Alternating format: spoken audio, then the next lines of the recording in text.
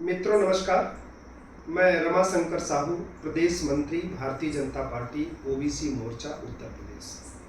आज आप सभी के बीच मैं एक विषय को लेकर के आया हूँ। आज नेपाल और फ्रांस में जो गतिविधियाँ हो रही हैं वो उनका अंदरूनी मामला है। कोई भी व्यक्ति ये नहीं चाहेगा कि किसी देश में इतनी बड़ी अराजकता आवे।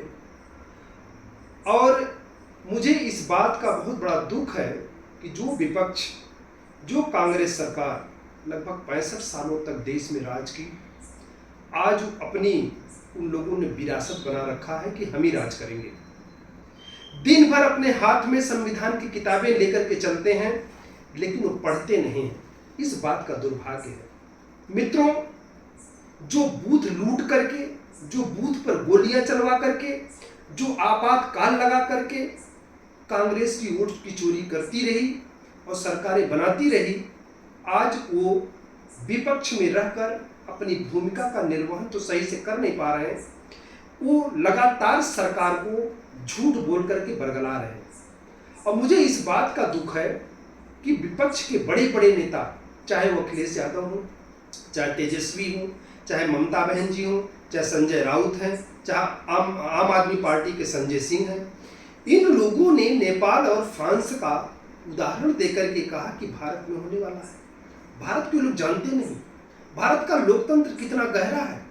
भारत में लोकतंत्र, आज यहाँ पर कोई आर्मी नहीं चलाता है। यहाँ पर देश के यशस्वी प्रधानमंत्री श्री नरेंद्र मोदी जैसा तेजस्वी पुरुष जो राष्ट्र के लिए जीता है, जिनका संकल्प है विकसित भारत, जिनका संकल्प है हमारी देश की जनता ही सब कुछ है, उनके प्रति इतना बड़ा अविश्वास का भाव लेकर के देश की जनता को बरगला रहे हैं।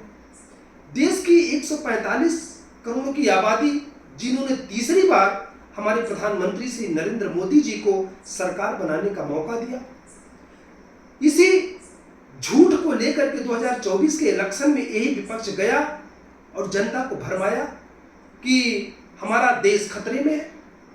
जिन लोगों ने लोकतंत्र को खत्म किया था, जिन लोगों ने आपातकाल लगाया था, जिन लोगों ने देश को ऐसी ऐसी विरासतें थोपी थी, जिन लोगों ने अपने 65 साल के कार्यकाल में 90 बार सरकारों को गिराया, चुनी हुई सरकारों को, आज सबसे बड़ा उदाहरण है 11 साल के शासनकाल में आदरणीय प्रधानमंत्री जी ने किसी भी चुनी सरकार को गिराने का काम नहीं किया।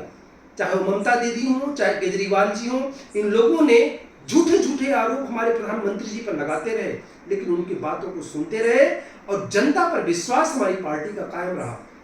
और आज देश में लगभग 20-21 राज्यों में भारतीय जनता पार्टी की सरकार है। ऐसी सरकार पर जिन्होंने इंफ्रास्ट्रक्चर के लिए जिया, जिन्होंने हमारे देश की महिलाओं के लिए जिया, जिन्होंने हमारे देश के युवाओं के लिए जिया, व्यापारियों के लिए जिया, बहन बेटियों के लिए जिया, ऐसा नेतृत्व आज हमारे देश में, नेपाल में लोग चिल्ला रहे हैं हमको नरेंद्र मोदी जैसी सरकार चाहिए। जो अमेरिका अपने आप को वीटो कहता है, अमेरिका ने एक टैरिफ लगा करके हमारे देश को धमकाना चाहा, लेकिन हमारे यशस्वी प्रधानमंत्री जी ने अपने लक्ष्य से जरा सा भी अडिग नहीं हुए। उन्होंने 145 करोड़ देशवासियों के भाव को समझा और उनके लिए काम करने का फैसला लिया और अंत तक ये बात कहते रहे कि हम अपने देशवासियों के साथ कोई समझौता नहीं कर सकते। जिन लोगों ने हमें प्रधानमंत्री बनाया है, हम उनके लिए कोई ऐसा फैसला नहीं करेंगे जो हमारे देशवासियों के लिए अहित होगा। मैं देशवासियों से यही अपील करना चाहूँगा, हमारे देश का लोकतंत्र बहुत मजबूत है। हमारे देश की 145 करोड़ की आबादी ऐसे लोकतंत्र को जीती है। आज आप माहौल देखिए, जा करके ग्रामीण क्षेत्रों में जा करके देखिए, जब हमारे 75-80 साल के बुजुर्ग पार्कों में चर्चा करते हैं प्रधानमंत्री जी के बारे में, हमारी देश की महिलाएं प्रधानमंत्री जी के बारे में कैसी चर्चा करती हैं, पुत्रवत भाव लेकर के हमारे देश की महिलाएं, हमारे देश के बुजुर्ग अपने बेटे जैसा प्रेम हमारे श्री नरेंद्र मोदी जी को करते हैं। और आज इस बात का बहुत सुकून है कि ऐसा नेतृत्व हमारे भारत को मिला है जो एक अस्थायी सरकार देने में कामयाबी मिली है। और मैं ऐसे प्रधानमंत्री जी से को ईश्वर से कामना करता हूं कि उन्हें और ताकत दें और इस देश को मजबूत बनाने में उनकी दृढ़ इच्छा शक्ति को मजबूत बनाने में ईश्वर उन्हें और ताकत दें। इसी कामना के साथ आपका रमाशंकर साहू सादर प्रणाम करता है। धन्यवाद।